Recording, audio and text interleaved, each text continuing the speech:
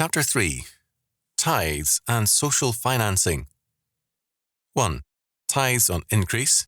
Genesis 28, 20-22, Exodus 30, 11-16, Leviticus 27, 30-33, Numbers 18, 21-26, Deuteronomy 14, 22-29, 26, 12 and 13. 2. Redemption of firstborn sons. Exodus 13, 1 and 2, 15, 22-29, 34-20, Numbers 3, 11-13, 44-51, 8, 16-18. 3. Redemption of firstborn in flocks, herds. Exodus 13, 11-13, 22-30, 34, 14-20, Leviticus 27, 26 following, Numbers 18, 15-17, Deuteronomy 14, 23-26, 15, 19-22. 4. First fruits. Exodus 23, 16-19, 34-26, Leviticus 19, 23 following, 23:10 following, Numbers 15, 17-21, Deuteronomy 18, 1-11. 5. Monetary redemption. Deuteronomy 14, 24-26. In Tithing and Dominion 1979, Edward A. Powell and I treated this general subject from the standpoint of tithing as God's appointed way for Christian dominion. What follows is not a repetition, but is a development of the same thesis. In any society, social financing must be provided unless that society, in some way imitating Sparta, wants to execute all unwanted peoples. This is a solution which various Marxist powers have adopted, and this answer is a brutal one and its methods radically vicious. It is a solution which may commend itself to many on the political left, but it's a mark of degeneracy rather than of wisdom. There are those in the ministry who claim that tithing is now invalid because Christ has come. Where does Christ abolish the law? We are in Christ dead to the law as a handwriting of ordinances and indictments against us calling for death, but we are alive to it as God's way of righteousness or justice, as our way of sanctification. Judging by the growing sexual misconduct in many church circles, including fornication, adultery, homosexuality, child abuse, and so on, it would seem that some are determined to reach heaven by illicit copulation. In Matthew 23:23 and Luke 11:42, our Lord condemns the scribes and Pharisees for assuming that tithing will save them. He calls them hypocrites and says, quote, "These ought ye to have done, but not to forgo obedience to the, quote, weightier matters of the law, judgments, mercy, and faith." End quote. What will he say to those who forego tithing as well? To say that our Lord said this, quote, before the cross is silly. Why was he so plain-spoken about a fading concern? In Hebrews 7, 5-9, tithing is clearly presented as important in Abraham's day and ours. Social financing is a necessity in any and every society above the most backward level. If it is not provided by God's people, the state must step in and assume the responsibility or face anarchy. Status welfarism and social financing have been from antiquity a source of civil corruption, the destruction of the family, and a burden that can bring down the state. God could have required that state and or church make tithing mandatory and forcibly collect tithes. This would simply be a form of socialism, whether civil or ecclesiastical. It would also be a misuse of the tithe. A recent account of how much tax money reaches the needy reported that in one case, appropriations equivalent to about $8,000 per person amounted to $300 when they reached their destination. Bureaucracy abounds in both church and state, as much as the available funds will provide. God makes mandatory the moral obligation to care for widows, orphans, aliens, the needy, the sick, and so on, but he does not give either church or state the power to enforce the tithe. True enough, tithing has often enough been made mandatory, and it still is in some European states, not notable for their faith. By not making tithing a matter of civil or ecclesiastical enforcement, God in effect tells us that we shall have the kind of society we deserve. We are told thereby that if we do not obey him, we shall suffer the consequences. There's a triple tithe required of us in the 6 years before the Sabbath year. First, a tithe was given to the Levites, who give a tithe of the tithe to the priests, Numbers 18:25-28. This meant that 1% of one's increase was so designated. The Levites, of course, provided for the care of the sanctuary and its music. This is an annual tithe. The second tithe, Deuteronomy 14:22-27, was for rejoicing before the Lord, together with the Levite. The family's rest and rejoicing are religiously required. The third tithe on the 3rd and 6th years was a poor tithe to be shared with the local Levite, the stranger, the fatherless, the needy, the widow, etc. Deuteronomy 14:28-29. Those who see these tithes as, quote, too much, end quote, forget that they are paying far more in taxes for bad services to the state. In the 1990s, it is said that Americans are paying about 51% of their income in taxes to some agency of state, from the federal to the local level. And still we are abused as neglectful of some areas of human need. We are supporting the state and its agencies better than ourselves.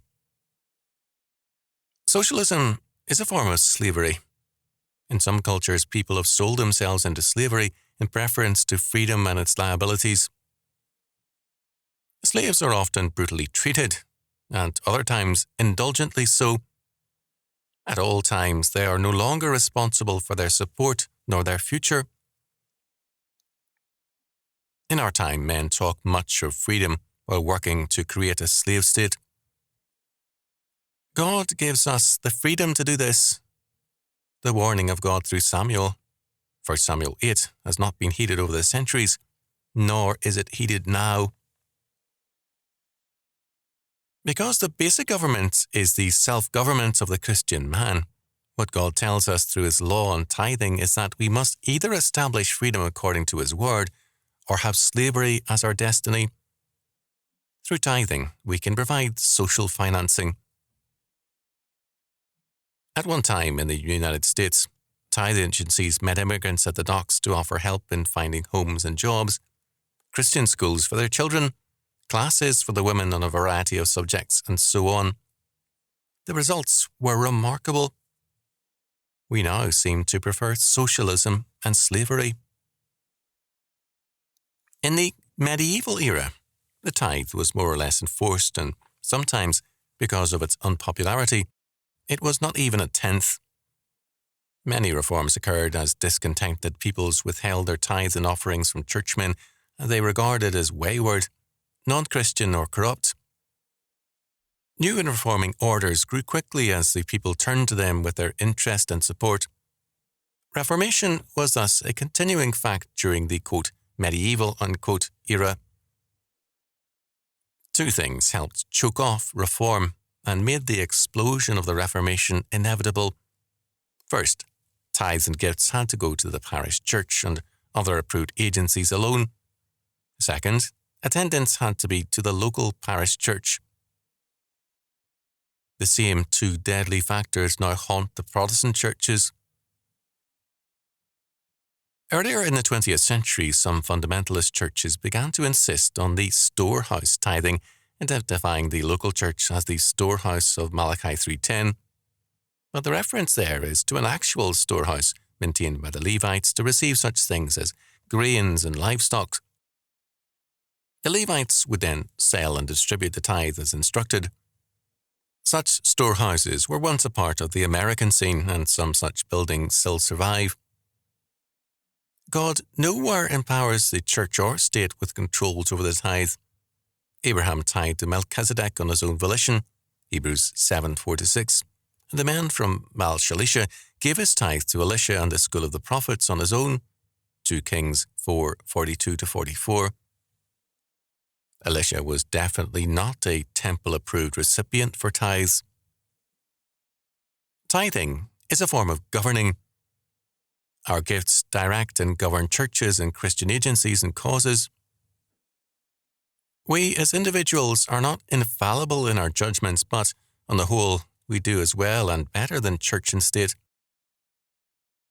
There are indeed causes which exploit gullible Christians, but as in very recent years when some deceptive causes and television evangelists were exposed, people largely stopped giving to them and many failed.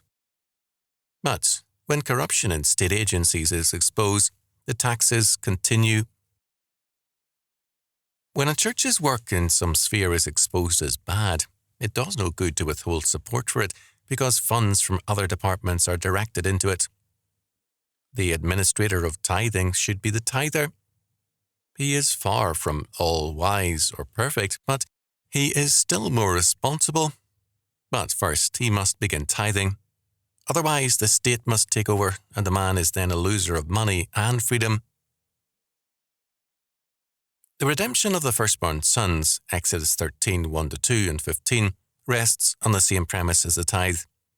All that we have and are belongs to God, and the requirements that the firstborn sons must be set apart to be redeemed, Exodus 34:20, Numbers 3:11-13, 44-51, 8:18, is to remind us that God has prior claim on everything that we are and have. We cannot live as our own governors and lords. We are God's property. But man's original sin is to seek to be his own God and his own maker of law, his own determiner of good and evil, Genesis 3:15. The redemption of the firstborn, typifying all, tells us that God claims the totality of our lives and possessions as his own. We have been created for his holy purposes, not our own, and any arrogant claim to independence on our part is a prescription for disaster. The same applies to the firstborn of flocks and herds. These must either be redeemed or given to God. At one time, some Christians recognized God's property rights here, although few do now. All first fruits of grain or fruits belong also to God and had to be taken to the sanctuary. But the last fruits are not ours either. In the laws of gleaning, the vines and trees could not be picked clean.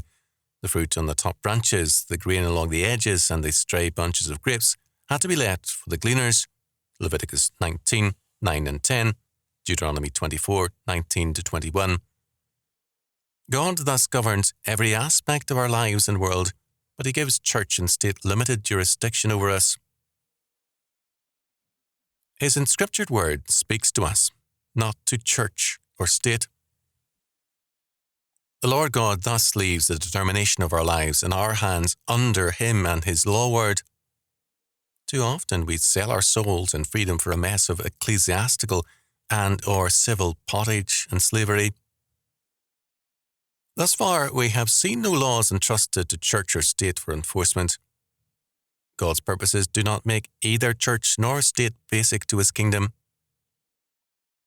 The family is often God's law, and the family is God's most important institution. He takes his own designation, Father, from the family. It is individuals and families who suffer most from tyranny, and it is they who must be zealous for freedom by providing social financing which will meet the needs God requires us to meet without creating a power state. God's appointed means of social financing are tithes and offerings or gifts. A tithe is God's tax. Only when we go beyond the tithe have we given a gift to God and his work.